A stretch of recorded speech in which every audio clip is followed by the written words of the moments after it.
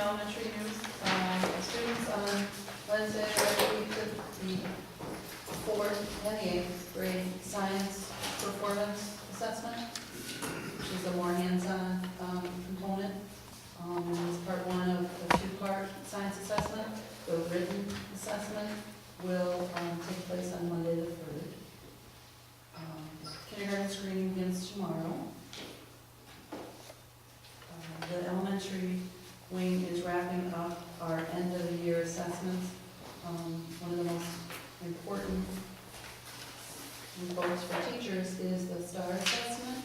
Once those results are in and calculated, those numbers pour into local measures of effectiveness. They pour into a state growth equivalent, because our younger grades, K through 3 really, or K through 2, do not have a state assessment. So all of those effectiveness scores right now are coming out of one kind of assessment, for better or worse. It's a mixed bag. And the neat thing though is that we've, as a group of teachers and we've all been talking about being really curious about the results and what they even mean. So I think people are going into it with a pretty healthy attitude, and we're going to try and come out of it with a much better sense of what that assessment even means.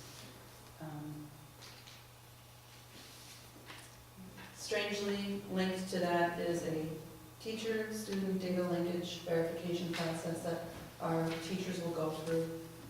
One of the ways in which a state growth score is generated is through teachers being linked to students, being linked to courses, being linked to a state assessment. So we have to go through the process of verifying, yes, I did in fact teach Johnny, I did teach him from September 3rd till June 21st, or I didn't teach Johnny until December 16th, and all of that goes into that calculation. So for teachers, it's really important that it be accurate, and that will be an annual event, and it's really an ongoing event.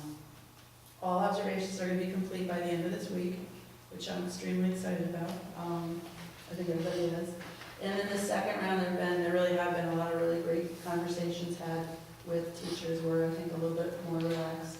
And out of a lot of those, I discovered that there is a lot of like-minded thinking about many parts of instruction. And a lot of people really are interested in getting the structure and the order back into place.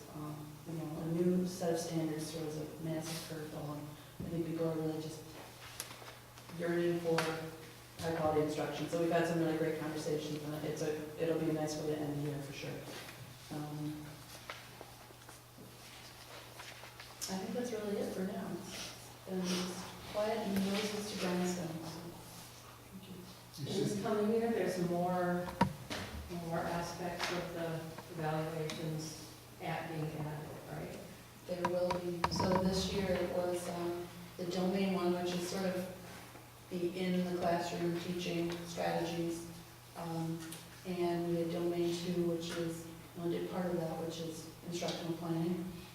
So over the summer, we're going to really try and conceptualize the 3rd and the 4th. The 3rd is reflecting on teaching and professionalism within that, and the 4th is collegiality. Really, I think we're really interested in trying to make it be meaningful without being wildly burdensome.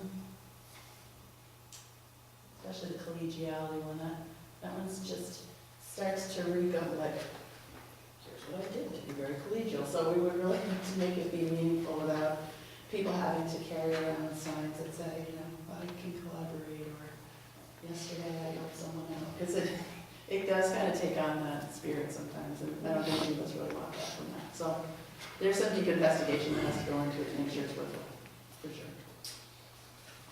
So you have the kindergarten or the pre-K?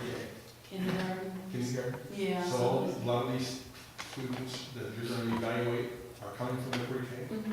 Yep. How many do you have that hasn't been involved in the pre-K? I think we only have one right now. One who's, sort of on the roster and ready to be screened.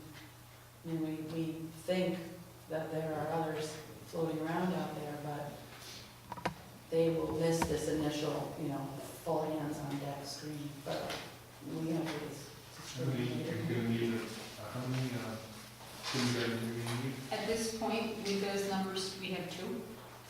What we had said is we'd have to get above 40 before we consider, and we're at 34, I believe, or 33. Joni has 32. No, at this point, she has, it went down to 29. So it's the lowest numbers we've ever had. One of the other things that I was going to talk about tonight feeds right into this. We have the lowest pre-K next year so far. It's at 17. We've never been below 24 in 10 years. It's not to say there won't be more UPK students, but at this point, we're at 17, which seriously dramatically hurts our aid because we're slotted for a program of 36. We met with Joni this morning just to let her know if we get 20 or below, we have one half-day program. We do not have the other additional half-day numbers, which also means our $192,000, 192 gets cut in half that we get for aid. We're hoping to find more students, 109,000, sorry, 582. It's kind of surprising, really. It is to have it so dramatic in 1 year. When you figure last year, we had to bring on an extra kindergarten person because we had so many students. But it's dramatic to drop that many that quickly. Is that gonna be the case all the way up through the elementary? Then that year that we had to put the extra people on, you're gonna have to do that for second grade, third grade? No, because we haven't done that in other grades, or some of our other grades have had 23, 24 students and have had 2 teachers. So And that hasn't followed. that just sparks in me the realization too that there will be 4 to 5 kindergartners routinely. So that's where you got your number. I was wondering why it seems so very, very familiar. So that kind of skews it a little bit to the And that's downside. why the parents agree to retain them, because they do have to approve, and most don't. Mhm. We presently have 3 kindergarten teachers. Mhm. Correct, They're certified K through 6. yes, So we do have an opening. we do, and we met with that person and spoke to her. She also happens to be a reading literacy person, just as another avenue or another door. We did meet with the kindergarten teacher, talked to her. Amy and I will have to decide ultimately if there isn't a 3rd kindergarten, will she go to the opening in 6, or will we move somebody else? And swap people out. Either way, though, she's still the least senior. I understand she does a good job.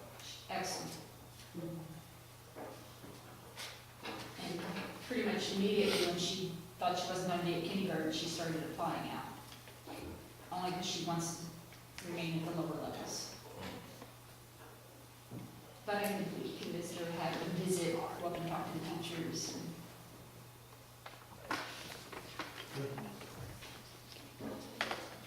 Should we bring any outdoors now? Is there anyone out there? Oh, there is.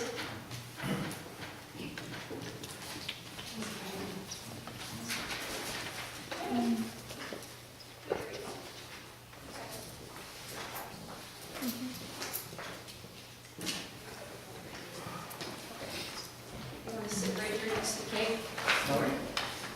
So my name is Mark Hills, and I'm from the firm of Paulson and Powell, and we do the internal audit for you guys this year. Good.